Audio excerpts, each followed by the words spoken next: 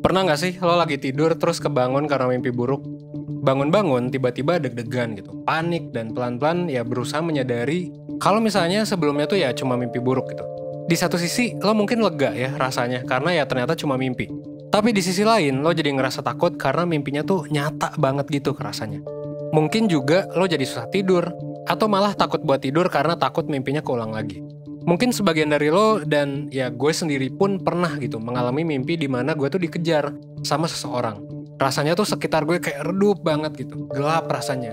Dan alih-alih lari kenceng buat kabur, di mimpi itu yang ada ya gue cuma bisa lari lambat banget gitu. Dan ya rasanya tuh bentar lagi gue bakal ditangkep gitu sama orang yang ngejar gue ini. Tanpa tahu apa yang bakal orang ini lakuin ke gue. Rasanya tuh ya serem dan tegang banget mengalami mimpi itu. Nah, tapi pertanyaan besarnya adalah, kenapa sih sebenarnya kita bisa mengalami mimpi buruk? Apakah karena aktivitas otak kita yang lagi random aja gitu? Atau ada alasan lain di balik terjadinya mimpi buruk? Apakah ini berhubungan sama nasib kita ke depannya? Nah, makanya di video kali ini gue mau ngebahas nih soal mimpi buruk yang bakal gue bahas dari salah satu sudut pandang psikologi. Buat lo nih ya, yang lagi pernah atau mungkin sering mengalami mimpi buruk, lo sekarang bisa relaksin badan lo, sekarang juga ya, sebelum lo tidur mungkin, biar lo tahu alasan kenapa sih lo mengalami mimpi buruk. Dan saran gue ya, lo tonton video ini sampai habis karena gue punya sesuatu yang spesial buat lo, dan biar lo bisa dapat keseluruhan insight-nya.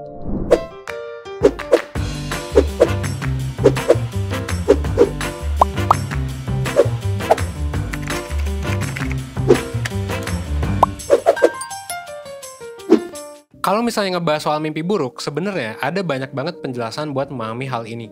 Jadi kalau misalnya lo tertarik dengar penjelasan lainnya, ya langsung aja lo komen di bawah ya.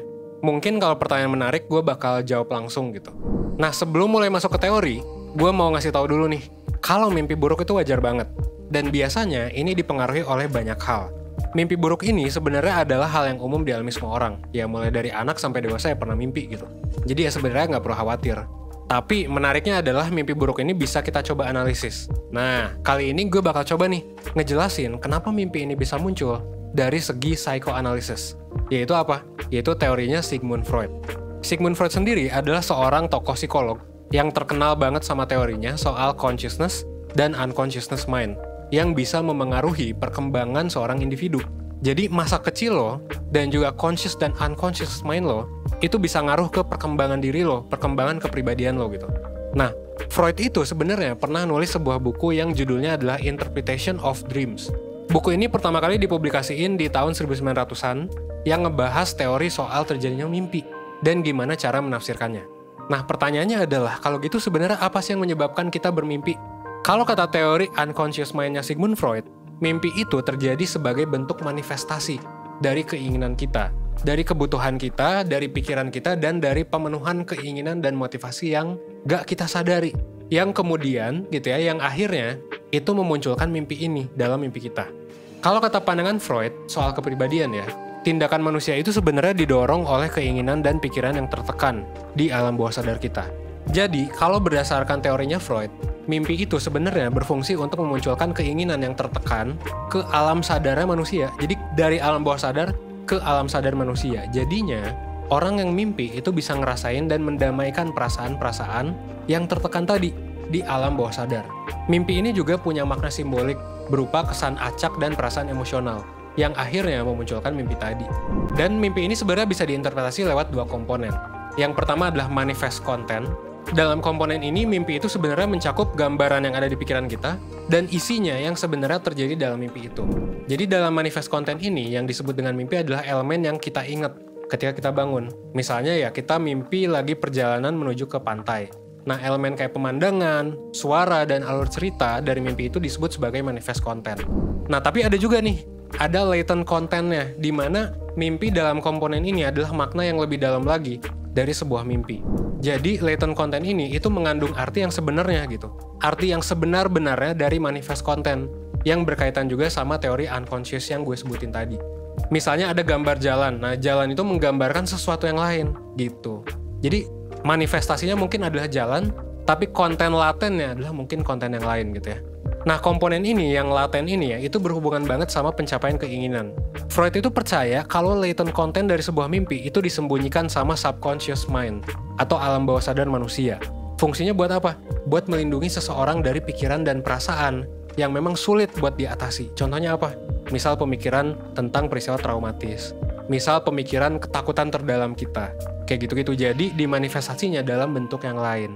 Kalau pakai contoh yang pergi ke pantai tadi, perjalanan lo buat ke pantai ya bisa jadi punya arti yang lebih luas. Lebih dalam dari sekedar perjalanan aja. Bisa jadi perjalanan itu punya makna yang lebih gitu. Yang berhubungan sama keinginan lo yang ditekan dan munculnya di alam bawah sadar lo gitu. Teori Freud ini sebenarnya banyak dibantah karena yang nggak ada bukti saintifik yang kuat. Tapi memang ada beberapa aspek yang ketika dicek dalam penelitian itu sebenarnya benar gitu, yaitu soal ide terkait dengan pikiran yang tertekan yang dimunculkan dalam mimpi. Ini juga sebenarnya udah dibuktiin dalam sebuah penelitian yang ngasilin teori namanya adalah rebound effect. Teori ini ngasih tahu kalau penekanan terhadap sesuatu itu punya kecenderungan buat menghasilkan mimpi tentang hal itu. Dan banyak ahli juga percaya kalau mimpi itu beneran penting dalam memproses emosi dan pengalaman stres. Dalam sebuah penelitian, ditemukan kalau orang yang biasanya berusaha menekan pikiran mereka, gak cuma akan bermimpi tentang pengalaman emosional yang gak menyenangkan, tapi juga punya kualitas tidur yang mungkin cenderung buruk, dan juga tingkat stres, kecemasan, dan depresi yang lebih tinggi daripada orang yang gak ngelakuinnya. Karena pada dasarnya, hasrat kita buat nekan pikiran, itu berkaitan sama sejumlah masalah kesehatan mental gitu. Dan makanya kita perlu paham dulu apa yang bakal terjadi ketika kita berusaha untuk menekan pikiran kita.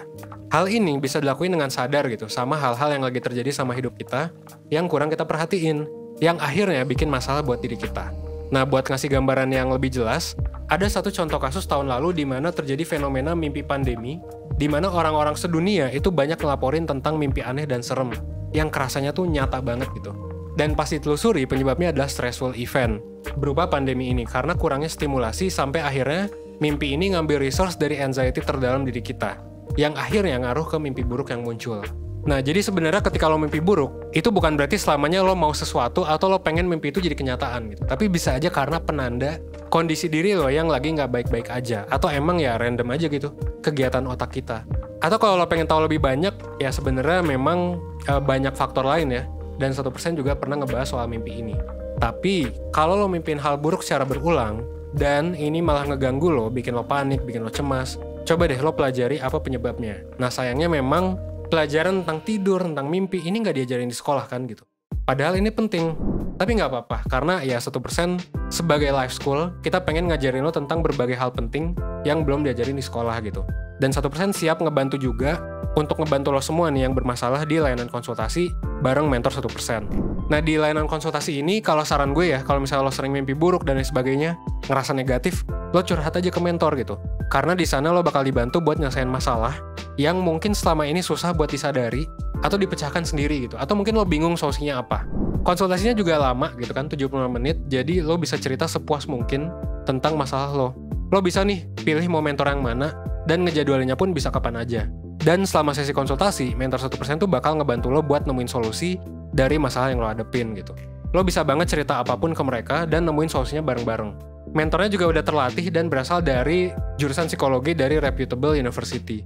Jadi ya memang udah ada puluhan ribu orang yang udah kebantu sama bikin perubahan positif di hidup mereka lewat layanan ini. Dan kalau misalnya lo masih ragu, lo juga bisa cek testimoninya di link yang udah gue taruh di description, oke?